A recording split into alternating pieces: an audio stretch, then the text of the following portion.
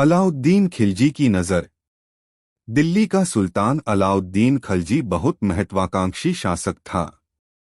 वह नए राज्यों को जीतना चाहता था। एक दिन उसने रानी पद्मावती की सुंदरता के बारे में सुना। कहा जाता है कि यह बात सुनकर वह उन्हें देखने और पाने के लिए बेचैन हो उठा। उसने चित्तौड़गढ़ जाने का निर्णय लिया। जब खिलजी अपनी विशाल सेना लेकर चित्तौड़गढ़ पहुंचा तो पूरा किला सतर्क हो गया। खिलजी ने संदेश भेजा कि वह केवल रानी पद्मावती का दर्शन करना चाहता है। राजपूत मर्यादा के कारण यह संभव नहीं था। बहुत विचार विमर्श के बाद यह तय हुआ कि खिलजी केवल दर्पण में रानी की परछाई देख सकेगा। महल में विशेष व्यवस्था की गई। खिलजी ने दर्पण में रानी की झलक देखी, लेकिन उसी क्षण उसके मन में लालच और बढ़ गया। छल और विश्वासघात।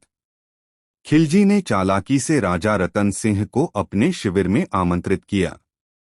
जब राजा वहां पहुंचे तो खिलजी ने उन्हें बंदी बना लिया।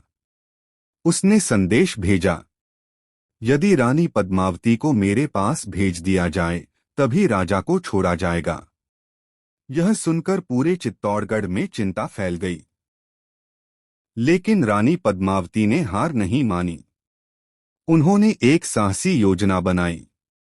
रानी की बुद्धिमानी। रानी ने संदेश भेजा कि वे अपनी दासियों के साथ खिलजी के शिविर में आएंगी।